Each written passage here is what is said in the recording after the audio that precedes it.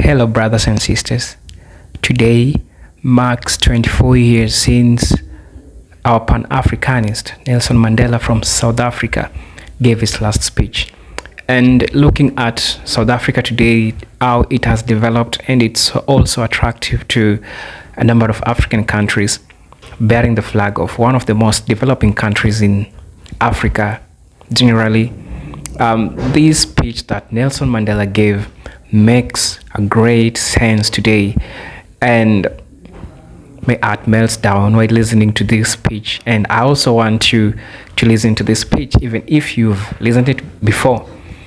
I want you to listen to the speech because it's important. And just before listening to the speech that I'm going to tell you, I'm a Kenyan, yes, but I've studied history, and I know there are great role that Nelson Mandela played. And in his last speech, there are some things that I want to say just before us listening to the speech. There are 5 important things that he actually talked about. And this especially mostly from the most disadvantaged group of people in South Africa who were historically disadvantaged. And the things that he addressed, I jotted them down. 1 is the economic transformation. 2 was the job creation. 3 was role of business in development. And 4 was collaboration between businesses and government. 5 was addressing poverty and equality. Looking back to the 5 things that our Pan-Africanist and the president of South Africa back then in 1999 is in his last speech, I think that it is important for us to listen to this speech. So kindly, let's listen to this speech as we remember our Pan-Africanist who was detained in Robinson Island. For us, let's listen to his speech. His Excellency, the late Nelson Mandela.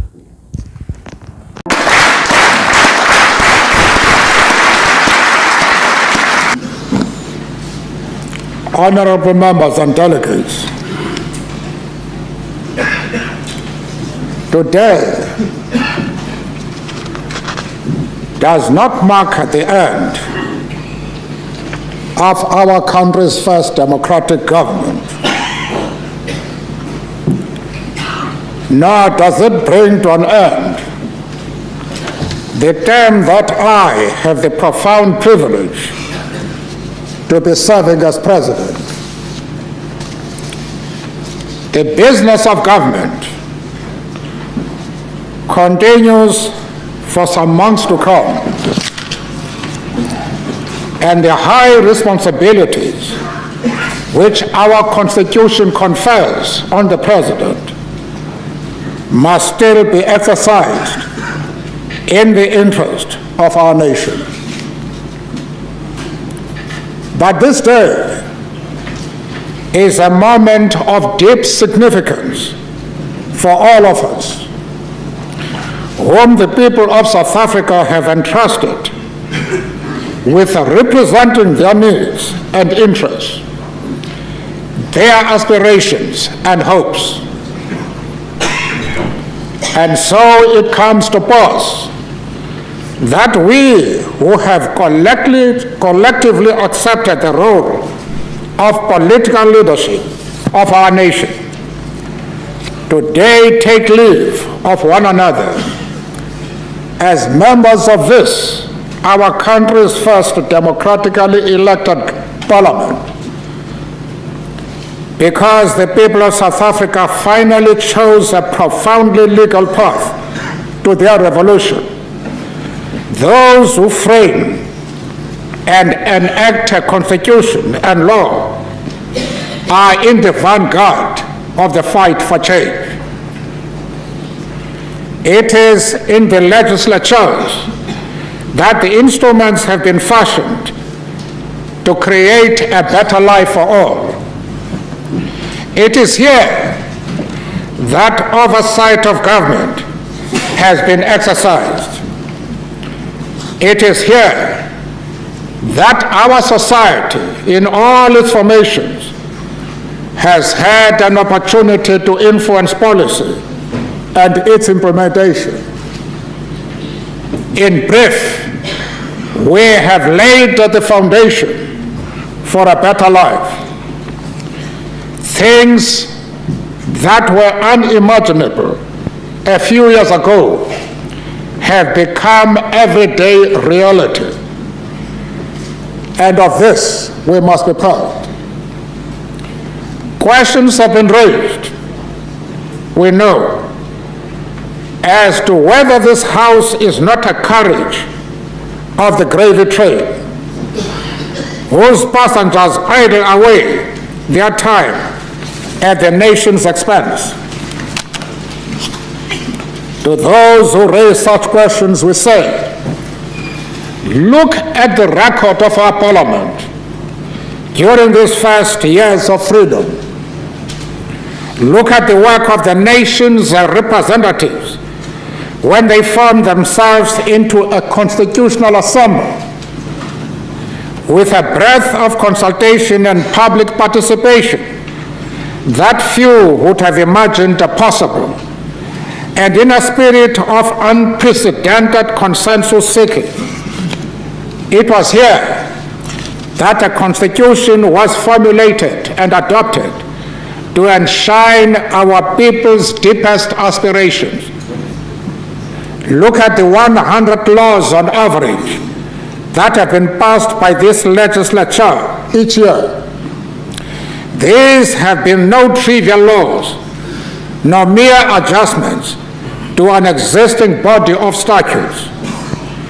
They have created a framework for the revolutionary transformation of society and of government itself, so that the legacy of our past can be undone and put right.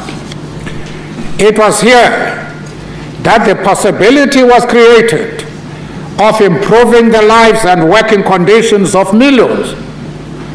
Look at the work of the committees that have scrutinized legislation and improved it, posed the difficult questions of the executive, and given the public insight and oversight of government as never before. This is a record in which we can take pride.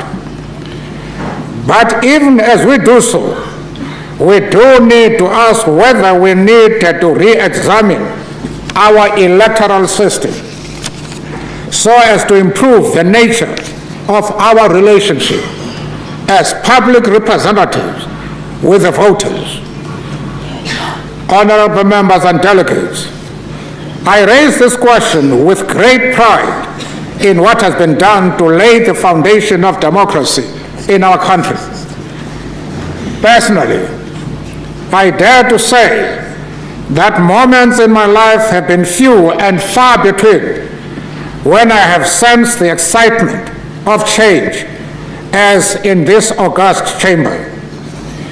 Each historical period defines the specific challenges of national progress and leadership, and no man is an island.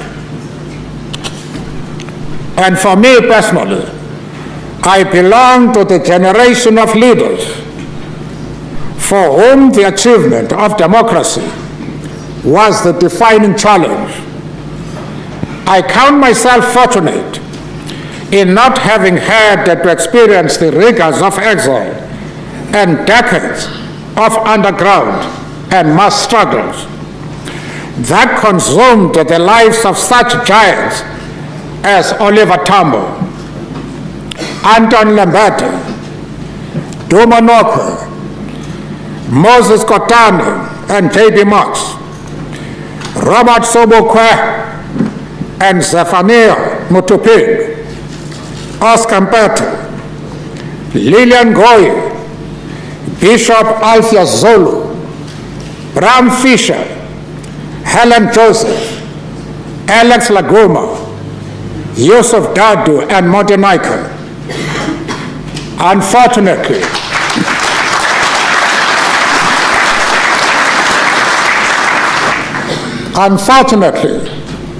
Steve Miggle passed away in his youth, but he was a rising star. If he had been given the chance, I would have counted him among these. I count myself fortunate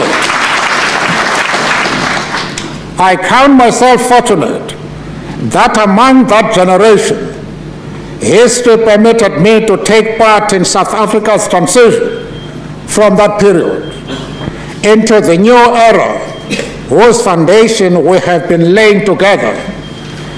I hope that decades from now, when history is written, the role of that generation will be appreciated, and that I will not be found wanting against the measure of their fortitude and vision.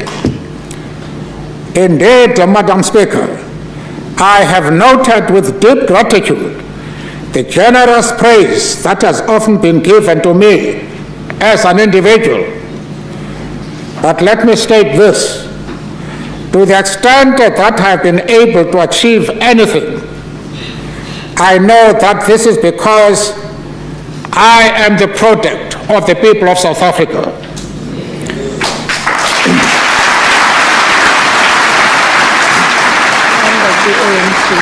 I am the product of the rural masses who inspired in me the pride in our past and the spirit of resistance. I am the product of the workers of South Africa who in the mines, factories, fields and offices of our country have pursued the principle that the interests of each are founded in the common interests of all.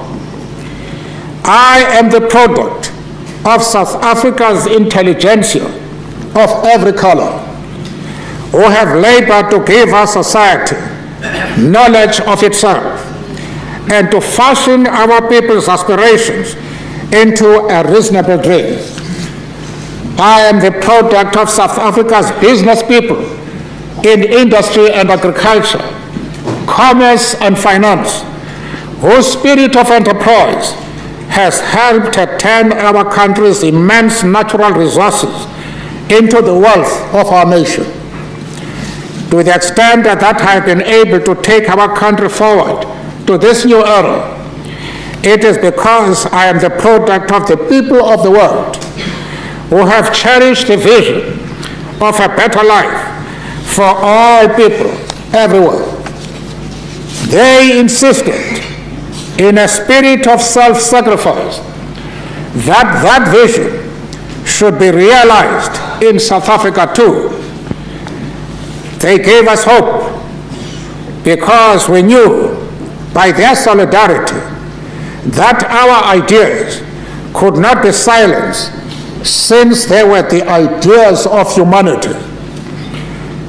I am the product of Africa and her long cherished dream of a rebirth that can now be realized, so that all of her children may play in the sun.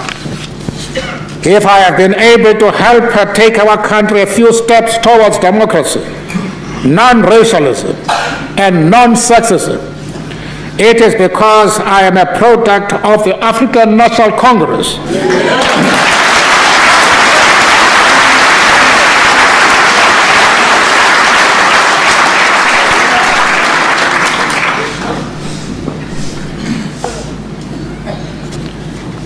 Of the movement for justice, dignity, and freedom that produced the countless giants in whose shadow we find our glory. Madam Speaker, when, as will be the case in a few months, I once again become an ordinary citizen of our land, it shall be as one whose concerns and capacities are shaped by the people of our land. I will count myself as among the aged of our society, as one of the rural population, as one concerned for the children and youth of our country, and as a citizen of the world, committed, as long as I have the strength, to work for a better life for all people everywhere.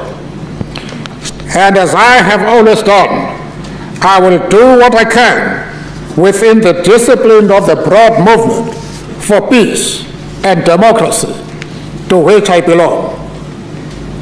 I will then count myself amongst the ordinary men and women whose well-being must in any country be the standard by which democratic government must be judged.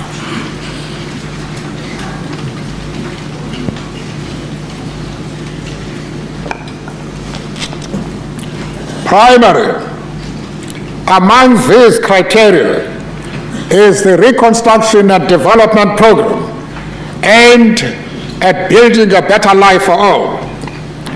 Primary among these criteria are national unity and reconciliation amongst communities and citizens whose destiny is inseparable. Honorable members, it is a measure of our success as a nation that an international community that inspired hope in us, in turn itself finds hope in how we overcame the divisions of centuries by reaching out to one another. To the extent that we have been able to reciprocate in renewing hope amongst the people of the world, we are grateful indeed and feel double blessed. As it goes without saying, and it goes without saying, that we should all live up to those expectations which the world has of us. As I was reminded yet again on the visit which I have just made to the Netherlands and 4 Nordic countries, the world admires us for our success as a nation in rising to the challenges of our era. Those changes were to avoid the nightmare of debilitating racial war and bloodshed, and to reconcile our people on the basis that our overriding objective must be together to overcome the legacy of poverty, division, and inequity. To the extent that we have still to reconcile and heal our nation, to the extent that the consequences of apartheid still permeate our society and define the lives of millions of South Africans as lives of deprivation, those challenges are unchanged. I would like to take this opportunity to pay tribute to all the parties represented in this Parliament for their contribution to the progress we have made. Though we have our differences, often important and sometimes profound, we have as a collective demonstrated our overriding commitment to the new order that we have together established.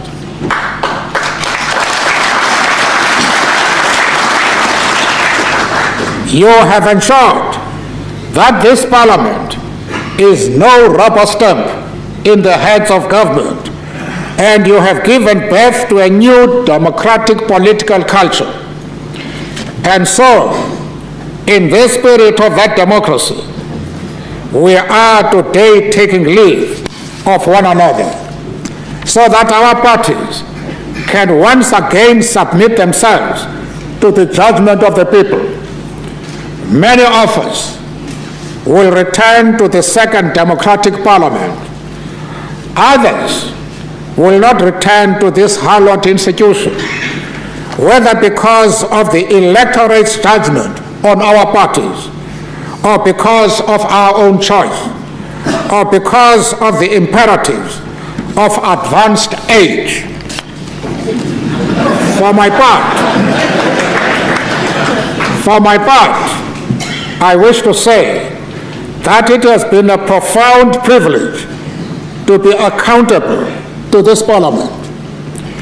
Though there is sadness in leave-taking, I am filled with contentment by the sounds of voices that I have heard in the many debates that I have attended in this National Assembly, in the Senate, and in his successor, the National Council of Provinces.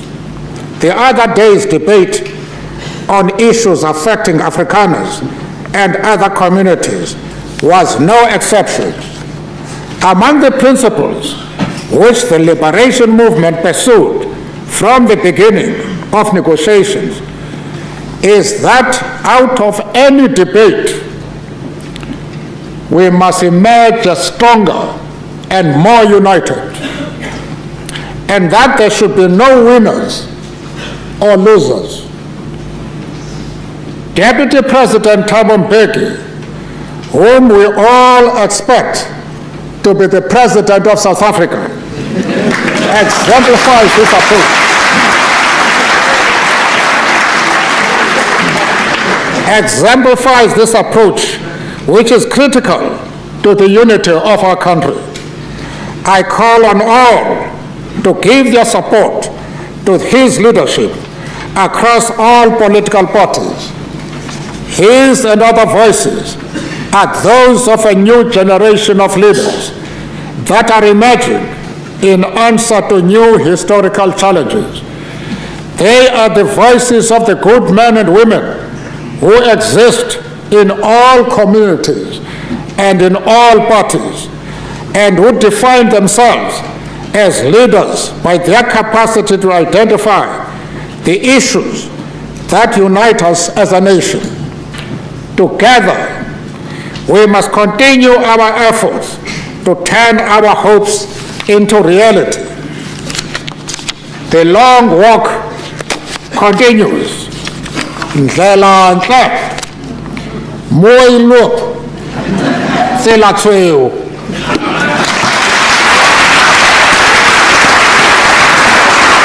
I understand that Nelson Mandela is a key figure in South Africa. Even today, ask anybody. He played a great role as Pan-Africanist. He was detained because he was fighting for the people who were disadvantaged. He was fighting for the South Africans during the apartheid regime. And I feel like it is important if we give him a special remembrance as one of the greatest African leaders that we ever had. I can remember there was a time Nelson Mandela last with people like Kwesi Du Bois, Booker T, Washington, and they also fostered unity among the people from the black community, South Africans generally, and African in particular. They lasted people like Kwame Nkrumah of Ghana, and reminds me of great people who also are in the line, people like Muammar Gaddafi. So Nelson Mandela has played a great role in bringing unity in Africa, and I feel like it is special if we give him a special remembrance. And this is a special message to South Africans. I'm proud of South Africa today, bearing the history that they went through and everything, and the suffering, and the stress that they had during that time. Looking back, and today the way South Africa has developed, I feel like it's important for us to recognize that and give South Africa, its great due respect. So guys, thank you very much. Tell me what you think in the comment section about Nelson Mandela's speech. It reminds us of a lot of things,